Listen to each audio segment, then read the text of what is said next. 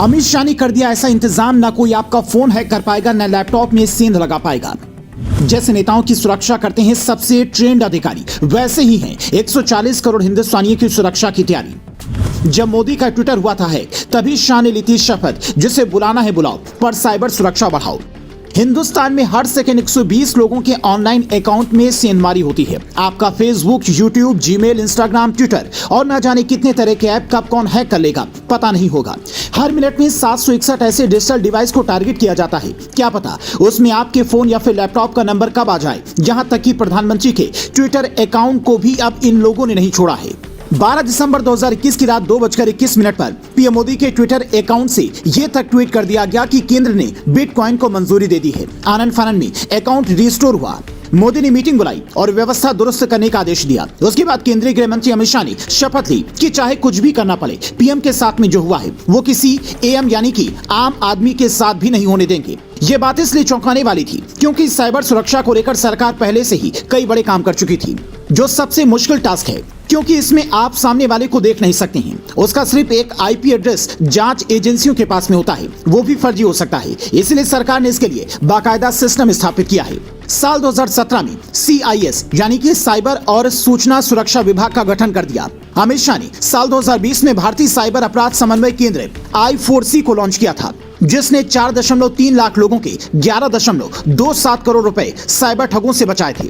इसने 5,600 अधिकारियों को भी ट्रेन किया। साल 2020 में ही गुजरात में नेशनल फॉरेंसिक साइंस यूनिवर्सिटी की स्थापना की गई थी। यह ऐसी जगह है जहां पर एक से एक साइबर एक्सपर्ट तैयार होते हैं, रिसर्च एंड डेटा एनालिसिस में माहिर होते हैं। इसी साल राष्ट्रीय साइबर सुरक्षा नीति लेकर भी सरकार आई, जिसमें कई कड़े प्रावधान किए गए। लेकिन बावजूद इसके देश में इसके मामले उतने कम नहीं हुए जितनी सरकार चाहती थी, बल्कि सख्ती की वजह से हैकर्स ने और हथकंडे अपनाने शुरू कर दिए। चीन, पाकिस्तान, दुबई या दुनिया के किसी देश में बैठा व्यक्ति अब हिंदुस्तान के छोटे से गाँव के बुजुर्ग को टारगेट करने लगा। वो कम पढ़े लिखे महिलाओं के खाते में सेंधमारी करने लगी, जिसके बाद शाह ने एक असरदार और शानदार फैसला लिया।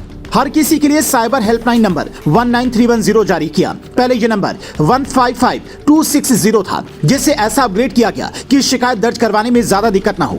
उसके बाद 33 राज्यों में साइबर फोरेंसिक सह प्रशिक्षण प्रयोगशाला यानी कि लेबोरेटरी खोली गई, ताकि साइबर सुरक्षा की दिशा में कोई तकनीकी कमी आड़े ना आए। अकेले साल 2023 में ही 3.2 लाख से ज्यादा सिम कार्ड और 49,000 IMEI को ब्लॉक कर दिया गया। विदेशों के साथ अगर कोई ऐसा करता है तो उसके लिए अलग से राष्ट्रीय डेटाबेस बना है। National cyber crime reporting portal के अलावा कई ऐसे कदम उठाए गए हैं जिसने हिंदुस्तान के 140 करोड़ आबादी को साइबर स्पेस में सुरक्षित महसूस करवाया है। पर चूंकि ये साइबर स्पेस आपको दिखता नहीं है, ये प्लान बाबा की बुलडोजर की तरह जमीन पर दिखने वाला नहीं है, इसलिए आप इससे अनजान हैं। पर अब अनजान रहने का वक्त नहीं है, बल्कि जागरूक बनने का समय है। खुद भी जानिए और लोगों को भी बताइए कि आप जो फोन लेकर दिन रात रील्स देख रहे हैं, फोन को ये अपना सब कुछ मान लिया है। फोन में हर डेटा पासवर्ड लगाकर ऐसे सेव कर रहे हैं जैसे वो सबसे सुरक्षित है।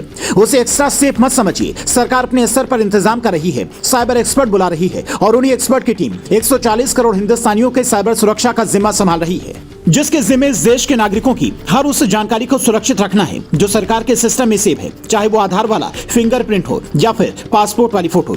यानी ऐसा नहीं है कि बाहर जो कमांडो सुरक्षा में आपको तैनात दिख रहे हैं वो सिर्फ सुरक्षा कर रहे हैं, बल्कि आज के तकनीकी के जमाने में कंप्यूटर की कीबोर्ड पर उंगलियां चला रहा व्यक्ति भी आपकी सुरक्षा का सबसे बड़ा हिस्सा है। इसीलिए सावधान रहिए, जागरूक बनिए और जिम्मेदारी के साथ में डिजिटल डिवाइस का इस्तेमाल कीजिए।